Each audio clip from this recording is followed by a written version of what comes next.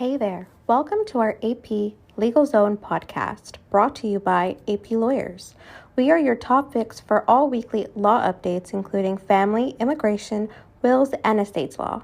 Just a friendly reminder, we are not your lawyers, and everything contained in this podcast is for entertainment purposes only and not to be construed as legal advice. Be sure to subscribe to our podcast so you can stay connected with any updates and get notified about our new episodes.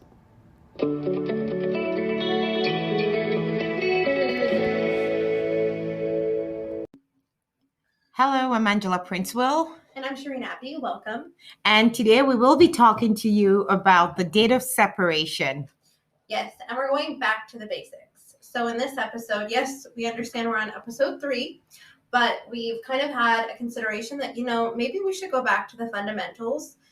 So we're the next couple of episodes that we'll be having kind of more of a discussion on back to the basics. But for today, we'll be talking about the date of separation.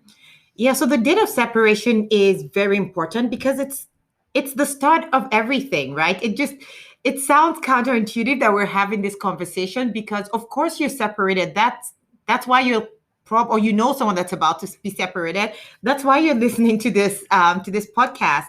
And but it's really not as straightforward as you would think, right? Of course, and a lot of people don't understand the importance of the date of separation. Exactly. So for us, people don't even really put their mind to a specific date, I would say, and then would just want to deal with the issues. But to us, the date means a lot. I had an interesting call today, actually, and the client thought the date of separation would be the day they actually sign the agreement.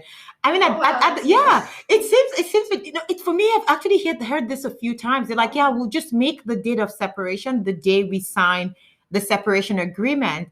And at first I used to think this is the dumbest thing I've ever heard, but then it kind of makes sense, you're not right? There, right? Of the importance of it, and you don't have the luxury of maybe dealing with lawyers. Yeah.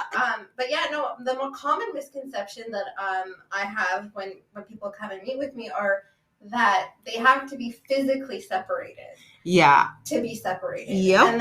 And that's like, no, okay, when we were living in the home, I moved out, July 19th. So that's the date that is the date of separation. And sometimes it is, but for all intents and purposes, if you're still living in the home, you can still be separated.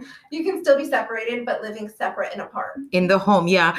Do you know the argument that I hate having the most is date of set. One person says it's February 1st and another person says it's February 4th. I mean, that's not so bad. No, I find it very bad because we're dealing with how do I deal with this? Because there's a lot of, and we're going to talk about why this is important and why those 3 days could be critically important. But I mean, my first instinct is what the heck? This is just 3 days, right? If you're arguing over years or even 3 months. That I find more challenging because that makes a significant impact. Yeah. But we'll talk about, remember the 3 days, and we'll talk about why maybe those 3 days could be critical. But let's say, you're having that conversation and you're trying to figure out what the date of separation is. And this is not just for clients. You would not believe the number of times that I've gotten letters from lawyers where they're asking my client, so someone goes to their lawyer to say, well, we're separating and they retain a lawyer, and that lawyer writes to someone who comes now to retain me. So naturally they bring the letter and they're like, well, this is what this lawyer is asking and we want to get a divorce and blah, blah, blah. And this lawyer is painstakingly put in the required documentation and all of that stuff. But then they don't say the date of separation. Which is very vital for completing those documents. It's surprising to me. So at that point, of course, then we start to try to figure out what the date of separation is. If we're lucky enough, there's guys agree. And there's that one pivotal moment. There was that huge fight. And after that, we're we're not doing this anymore or something like that. But hey, we dream, right? How many times does that happen? So if you're unfortunate enough to, and a lot of times people would compromise, you can honestly even pick a date if you're not too sure. There's nothing that stops you from just picking a date and saying, we think it was around February. Yeah, so we'll just make it February 1st. Great. Yeah. It makes everything a lot easier.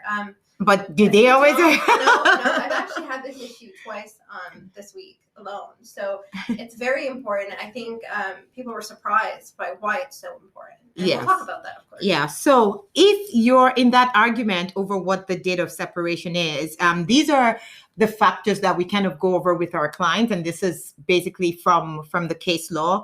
And one of them, the most obvious one and the nice and clean one, is there's a physical separation. Yay, we got into an argument. He moved out yesterday, Or and he's sleeping on the couch. Physical separation doesn't mean they need to move that's out a good from the point. Property. It's that we're if they're sleeping in the guest bedroom and they're not sleeping in the same bed. That's very indicative of separation. Now, obviously, if you're unfortunate enough, as we often are, you're dealing with a situation where maybe they've been sleeping in separate bedrooms, but just because, maybe there's a new baby that's always crying, or the other party snores. The mattress and has back problems. Yes. So then physical separation doesn't help us. So then we talk about maybe absence of sexual relations. And Shireen and I are just going to be running through a few factors. Yeah. None of them are in and of themselves, determinative. It's just a host of factors, right? So lack of sexual relations is one thing. If you're sleeping in separate bedrooms, but you're still intimate, then you're really not separated. Or you could be, and you could say, well, we have that one-off night. Yes. I can tell you how many times I've seen that. Yeah. But if for all intents and purposes, you've considered to be separated from that person, even emotionally, so sexually as well, but that can be indicative of a separation. Absolutely. So another factor is, communication. Yeah. So communication between you and your partner. So for example, if you and your partner actually don't even communicate anymore, and there's no calls, there's no messages, that might be indicative of a separation, that you guys just are living in the same property or not living in the same property and you just don't communicate. Yeah, you guys don't talk. Like a lot of people don't talk to each other because it makes sense. It's appropriate in a lot of cases. And we're not talking like 3 days of not talking after that fight, but just more I wouldn't say a more permanent. Some people start to text, maybe. And as you said, if it's you have just kids, of course, it's very. If you start talking just in relation to the children, then that might also be helpful in determining your date of separation. Another factor that, back in the day when activities for kids used to be a thing. This is April 2021. So if you've lived through these times, you know what we're talking about. But congratulations. So when children's activities, like if you used to go as a family to watch that kid play, baseball or hockey, or go on family vacation, celebrate Christmas together, celebrate those holidays together. A lot of time, people will tell me, we're separated, but because of the children, we're going to spend Christmas together. We don't want things to change for them. And that usually happens when the parties are still amicable. And that's something that a lot of people, where we have challenges now, where there's pictures and family memories that are being created and the other party's misconstruing that as not being separated. Exactly. So I've even had a situation. So if it's easier if we have a scenario where they're no longer going for these activities together. So one person takes the child to baseball this week and another person a different week. So in that case, it's easy and straightforward. Yeah, and where one party is vacationing with the children alone and vice versa. Exactly. I've actually had a situation where the parties were also attending counseling together, and one party is saying, well, we weren't separated, and the other person was like, no, we were attending counseling, so you can understand that we're separated, right? So you could see how that would be challenging, but anyway, it's the nature of the beast. So there's also separation of household responsibilities. That's also a factor. Yep. So if you guys are cooking separately, you're doing your laundry separately, again, make them do their own laundry. I don't blame you. Again, compared to what you were doing before, right? So if you always did your laundry separately because you would, that's just your preference, then obviously you can't rely on that. So that's why, again, we'll take all of these factors together and decide and kind of come to a common sense date of separation, so to speak. So attending family events, that sort of thing. And like social activities. So if your friends have birthday parties or, you're not really attending as a couple, then that's indicative. If you're attending social functions, like even parent-teacher interviews or things like that, anything that's on a social nature, and you're no longer presenting yourselves as a couple or a partnership in that sense, that would be indicative of separation. So as you could see, I guess in short, you could do all of these and still be separated, but depending on how the absence of this might indicate you're separated. So it is complicated, like everything family law, and everything would obviously depend on your own family situation, right? So for some people, you can get away with saying, well, we did this just because of the children, and for others, it's like, no, we never did. So it's always been our pattern. Like if one person is arguing we're separated and that's why we no longer go to hockey together, it could be, well, we never did go to hockey together, so that's not indicative of anything. Yeah, and then oftentimes, like the biggest issue I find is, let's say you both equally have some sort of you meet some of those factors, and then you don't meet others. So each of you have a good case. To be honest, it's up to a judge to decide if you're in litigation, and they're going to use the best evidence that's put before them in making that decision and using these host of factors. Exactly. So now that we've talked about how impossible it may be to determine your date of separation, and I'm just kidding, like more often than not, parties can agree to the date of separation. It's difficult when they can, but a lot of times parties can. So why is it so important? Why would people litigate the date of separation so bad? I would actually give you a situation on a matter that we're working on. And we're looking at a 10-year difference in dates of separation, right? And it seems mind-boggling, but in this case, because it's 10 years, it's so critically important that we figure out which date. And so let's jump into why that's important. So the first reason is that for those that are married, the date of separation is your valuation date. Mm-hmm. And I'm just going to run through how the Family Law Act defines the valuation date. So the valuation date means the earliest of the following dates. 1, the date the spouses separate and there is no reasonable prospect that they will resume cohabitation. 2, the date a divorce is granted. 3, the date the marriage is declared a nullity. 4, the date one of the spouses commences an application based on subsection 5 sub 3, which talks about improvident depletion of property. And the date before one of the spouses dies, leaving the other as the surviving spouse. So the one that's most often applicable is the date the spouses separate with no reasonable prospect that they would resume cohabitation. So you see that long sentence is relevant because you could separate and there's a reasonable prospect that you could come back. You could reconcile. And that's why if you're going to counseling thinking that there's an attempt at reconciliation while somebody else is thinking something else, then you could see how that could become a problem, right? So the valuation, what's even the valuation date the valuation date is the date of separation for married people. But what's valuation? So valuation has to do with equalization and equalizing your net family properties. If you're not married, equalization does not apply to you. Not automatically, yeah. Yeah, so you will divide your properties. You may or may not divide your properties if you're common law, but it's not an automatic entitlement. So in the case of the 10-year date of separation difference, everything else, there's a lot of issues involved in that case. There's spousal support, there's parenting issues and all of that involved.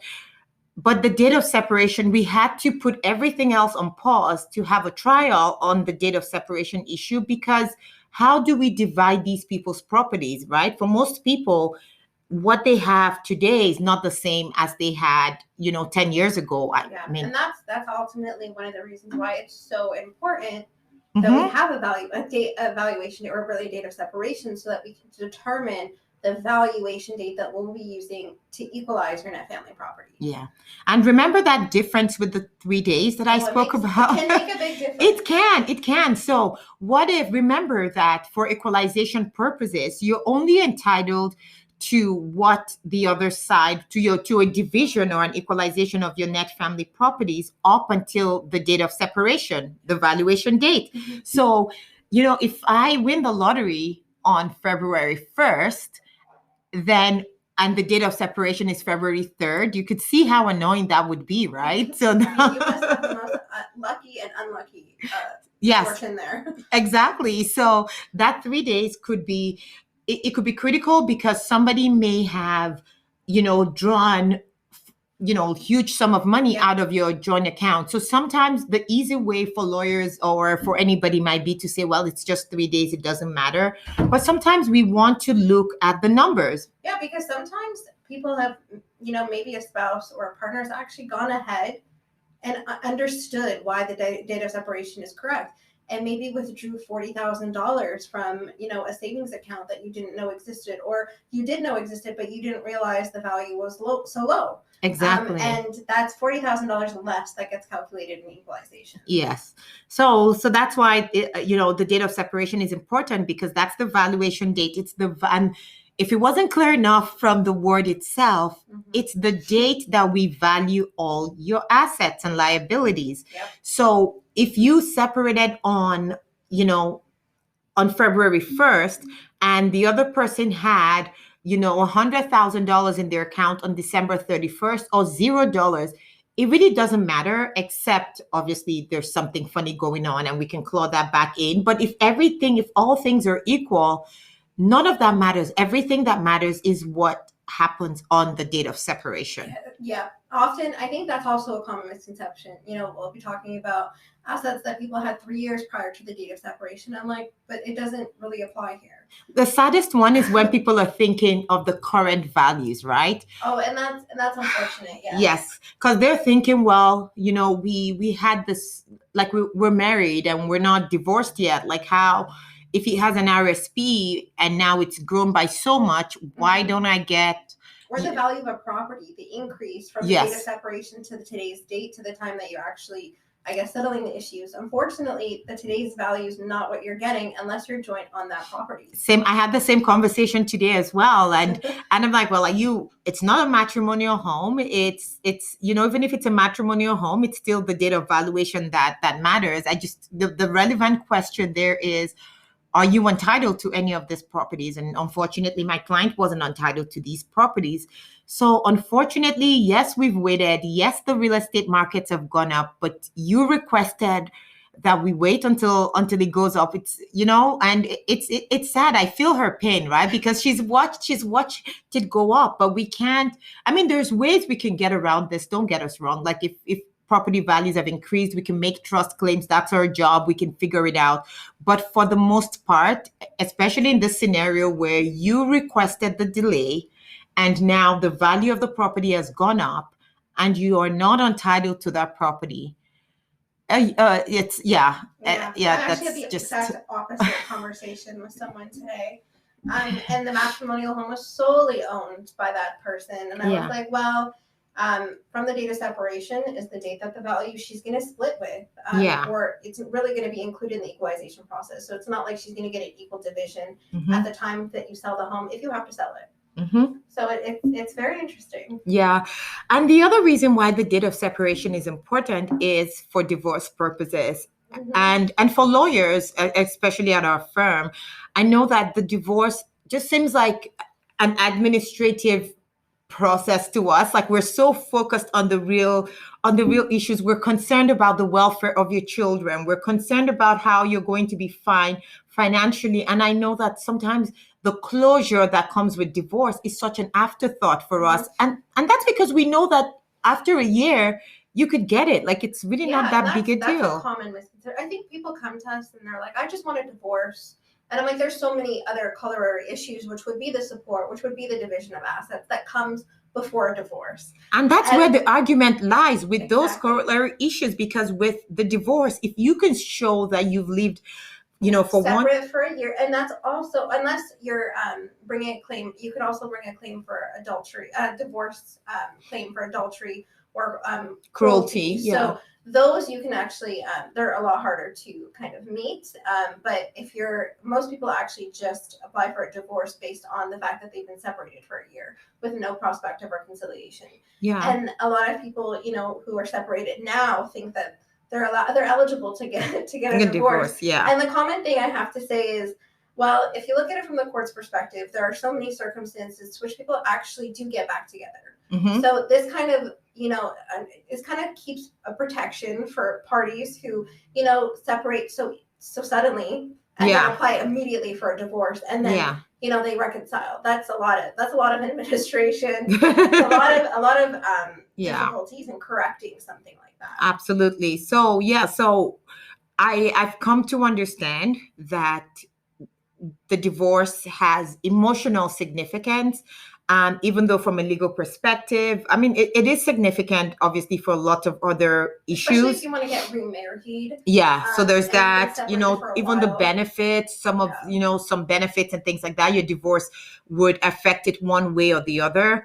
But so that's, you have to wait the 1 year if you just want to do it the quick and easy way. I always tell my clients, if you're upset at your partner for whatever reason, especially if you feel that they're at fault for the separation, if they've messed things up in the past, do you want to give them a chance to put you through the whole trouble and the mess of proving their cruelty?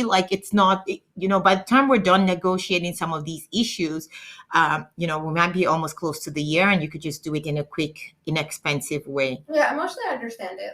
Especially. But another common misconception is if you can get a divorce, just if the other party doesn't agree. If there's other issues that need to be resolved, you're most likely not going to get that divorce. Yes, that's true. Because the date of the divorce affects other substantive rights, which, we will talk about in other episodes. In our other episodes, for sure. So the last reason why, that we would share with you today for the significance of that date of separation is the support obligations, right? Don't we just love retroactive calculations? Just going back, taking that calculator and just calculating who owes who what from how many years. Yeah, fun times. And it's not just even retroactive child or spousal support. It also goes to any post-separation adjustments that need to be made. Absolutely. So if someone is paying your share of the mortgage after the date of separation, and it's a jointly held property as well, then they're going to be reimbursed. Obviously, if there's some support obligations, that would be credited against them, but that's also a situation. So if they're paying for those household expenses, you're required to pay your share. Yeah. From that date. Remember that $40,000 you talked about? Someone withdrawing. So if we do find that the date of separation was how many years ago? And so if the date of separation was December 31st and someone's drawn, $40,000 today, my clients would call in a panic, he drew this money from the account, and I'm like, don't worry. The date of separation is the date of separation. Whatever he or she does subsequent to that, we will be able to fix it. Yep. For example, I think the most common one is incurring debt on a joint line of credit or a joint credit card after the date of separation. Yes, I know. That bothers people. Don't worry. We'll get that back. All of it would be credited or reimbursed to you. If they have support obligations, it'd be credited back. But ultimately, it's not forgotten. Is what I'm going to say. Yeah. So the first thing the takeaways, just to wrap up for today, the takeaways would be, the date of separation is critically important. Just put your mind to it before you give us a call. And if you can't really figure out when it is, don't worry about it. We will go through your specific situation and help you figure out what the date of separation is based on years of case law and what the factors that the judges look at in determining date of separation. And, also understand that it's very important because your division of property, your support obligations, and your divorce all flow out of this very important yet simple date. Yep. Okay. Thank you so much for joining us. Yes, thanks everyone. And we hope to have another podcast out to you soon on another very fundamental topic. So stay tuned. Thanks for listening and joining us in the AP Legal Zone. We hope you enjoyed this episode. You can find more episodes by searching AP Legal Zone on anywhere you watch podcasts. Be sure to subscribe to our podcast today so you can stay connected with any updates and get notified about any new episodes.